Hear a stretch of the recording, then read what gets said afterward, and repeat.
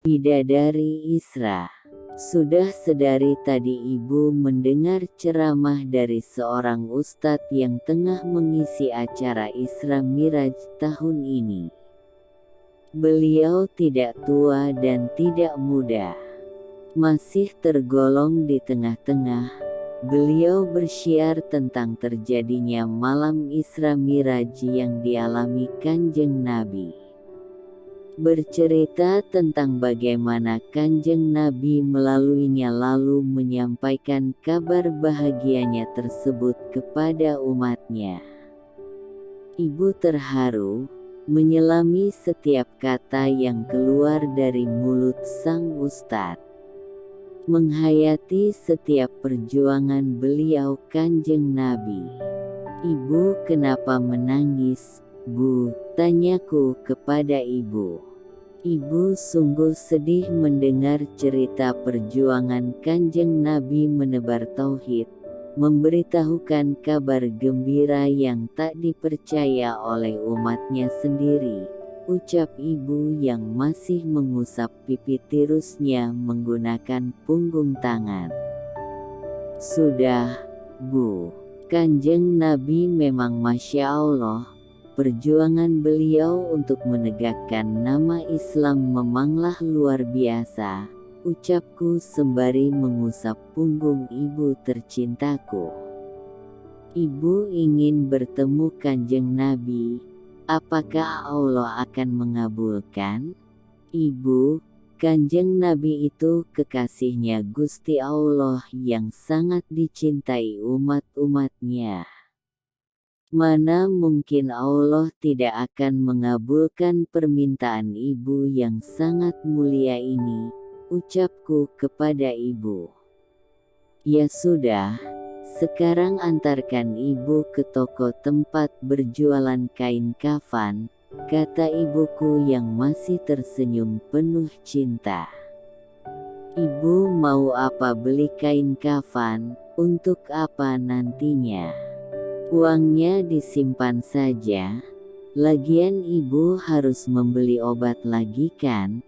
tanyaku yang mulai mengkhawatirkan kesehatan ibu. Takdir itu hanya Allah yang tahu. Barangkali setelah pulang ini ibu langsung bisa bertemu dengan Kanjeng Nabi, ucap ibu lembut. Aku tak sanggup menjawab kata-kata ibu lagi.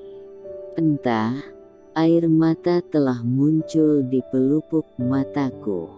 Ingin rasanya aku menjerit sepuas hatiku, meluapkan segala kata yang selalu ibu ucapkan lalu mampu membuatku tak sanggup meraup oksigen jernih.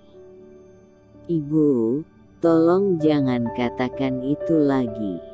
Aku tak sanggup mendengar pintamu kepadanya," jeritku dalam hati. Malam itu aku benar-benar merasa kalut akan perasaanku.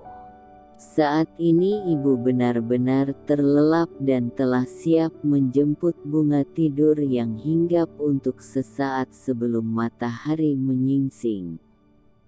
Aku kembali bersujud di atas sajadah lusuh yang teramat sangat kurengkuh. Sajadah itu, sajadah pemberian ayah sebelum maut menjemputnya. Beliaulah yang selalu memberiku wejangan setiap paginya, menyarankan ini dan itu. Sedangkan ibu, beliaulah penyemangatku. Pemberi vitamin plus untuk menuju mimpi indahku. Penulis, iya, itulah mimpiku sedari dulu, menulis berbagai hal yang mampu kuangan hingga pada akhirnya otakku benar-benar terbiasa dengan diksi dan juga sastra. Dan saat ini mimpi itu telah terwujud, Sang Kuasa mengabulkan segala permintaanku. Dengan berbagai genre cerita aku mampu menyelesaikannya dengan cepat. Tak perlu hitungan bulan, 4 minggu aku mampu menyelesaikan 5 genre sekaligus. Entah aku juga tak mengerti bagaimana otakku mampu berjalan sebagaimana mestinya. Pagi ini ibu menjalankan aktivitasnya seperti biasa, membuatkan sarapan untukku. Beliau terlihat riang, senyum yang menghiasi bibirnya itu telah kembali memberi semangat untukku. Ibu, ada apa? Tidak biasanya ibu sebahagia pagi ini, tanyaku dengan lembut. Tadi malam ibu benar-benar bermimpi bertemu dengan ayahmu. Katanya ibu tak lama lagi akan menyusul ayah, nak, tuturnya. Senyuman yang kucipta pagi itu seakan-akan luntur dengan sendirinya. Ibu kembali mengungkit-ungkit masalah kematian di depan anak semata wayangnya ini. Ibu, kan itu hanya mimpi.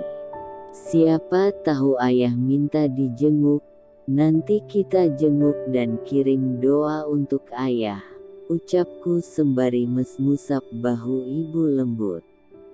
Tidak, nak, mimpi ibu benar-benar nyata, ibu seperti benar-benar merasakan kehadiran ayah, tolak beliau.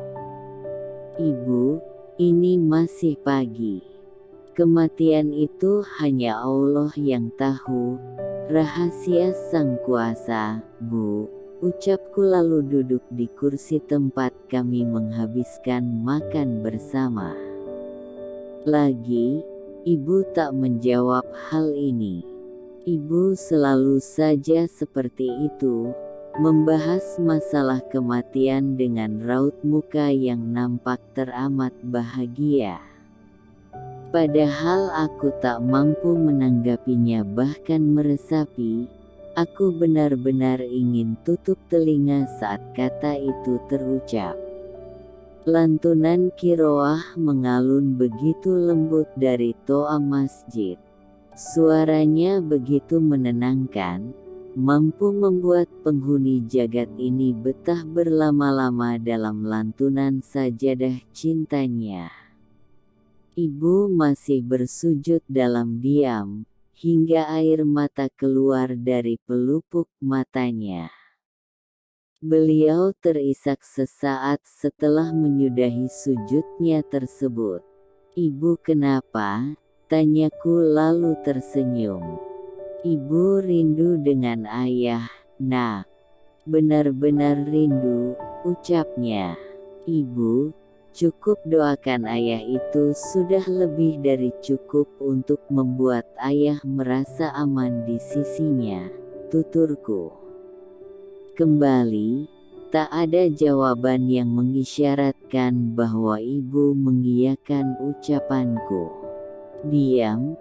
Beliau lebih memilih untuk diam dan termenung daripada mengungkapkan semuanya kepadaku. Penyakit ibu yang semakin hari semakin menggerogoti tubuh rimpuhnya, semakin membuatku was-was akan kesehatannya. Obat kapsul yang biasa ibu konsumsi kini tak mampu memberi efek apa-apa terhadap kesehatan ibu. Aku menangis dalam diam, meresapi setiap bulir yang menetes pada rengkuhan pagi ini. Sepagi ini ibu kembali mengucapkan kata itu. Hingga 1 tahun kemudian, ibu masih terlihat begitu sehat. Akan tetapi jauh dari tahun kemarin, badannya benar-benar kurus dan kulitnya mulai mengeriput. Wajah teduhnya berubah menjadi sendu, dan lebih anehnya pembahasan masalah kematian adalah perbincangan terakhir waktu itu. Waktu di mana ibu benar-benar menangis sendu. Ibu, Satu hari ini Lais harus bekerja di kota. Mungkin nanti sore Lais sudah pulang. Lais ingin mengurus segala keperluan cetak semua buku Lais. Jangan kemana-mana bila memang tidak sangat mendesak ya. Semua keperluan ibu sudah Lais sediakan.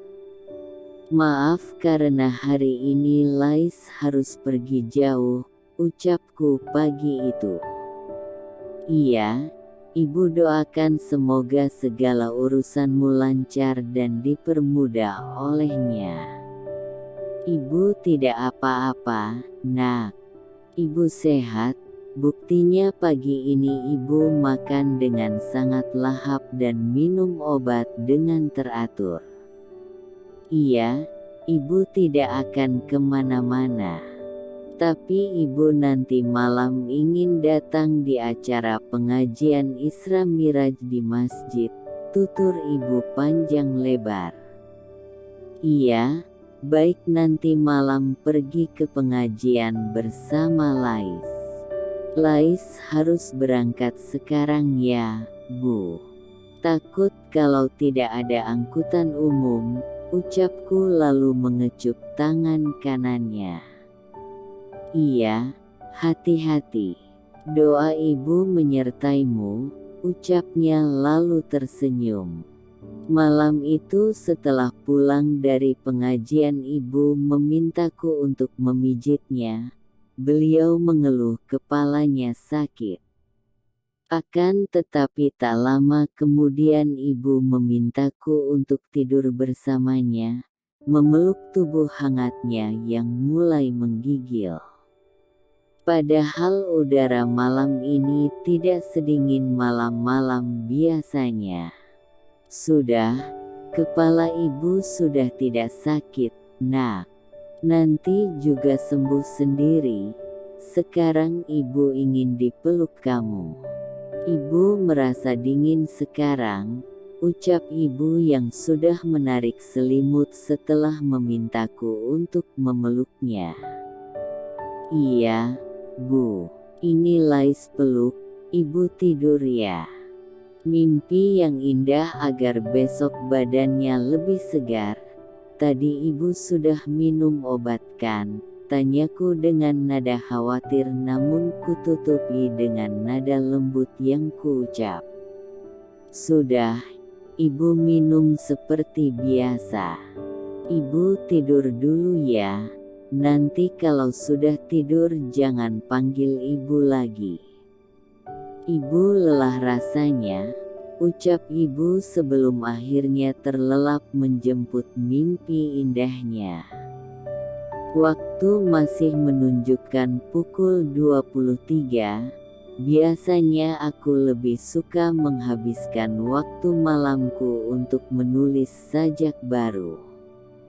Bermonolog ria dengan ide-ide baruku. Akan tetapi malam ini entah mengapa aku ingin berada di sisi ibu.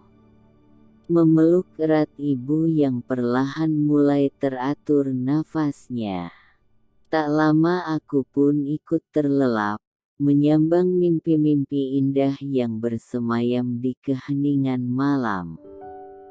Pukul 3 dini hari aku terbangun, aku ingin menunaikan sholat malamku. Setelah wudhu, sholat dan juga berdoa memohon segala ampunan dan juga pertolongan aku membangunkan ibu. Karena tidak biasanya ibu bangun lebih dari jam 3, jikalau aku bangun pun ibu sudah lebih dulu bangun lalu menunaikan sholat malamnya dan berakhir pada mushaf Al-Quran yang setia beliau baca. Ibu, Bu bangun yuk. Sudah jam 4 kurang 15 menit loh. Biasanya ibu sudah lebih dulu bangun, ucapku lembut sembari menyentuh selimut yang ibu pakai. Akan tetapi ibu tak bergeming sama sekali, beliau masih tidur dengan nyenyaknya. terlelap dengan syahdunya udara yang mulai merambat masuk melalui ventilasi kamar. "Bu, bangun yuk. Lais sudah selesai sholat tahajudnya," ucapku lagi lalu membuka selimut ibu. Aku terheran ketika tangan ibu dingin seperti abis hujan-hujanan. Aku tersadar dan mulai khawatir. Ku pegang kedua kaki ibu, hasilnya sama dingin dan mulai memucat. Aku mulai berkaca-kaca, tak kuasa menerima takdir Tuhan jika ini benar-benar terjadi. Kemudian kubalikkan badan ibu untuk rebahan biasa, tak ada suara nafas di sana. Bibirnya mencetak lengkungan tipis yang terlihat sangat jelas. Aku benar-benar tak kuasa menahan sesak ini. Akhirnya kuberanikan untuk menyentuh hidung ibu, merasakan deru nafas dan juga detakan jantung ibu.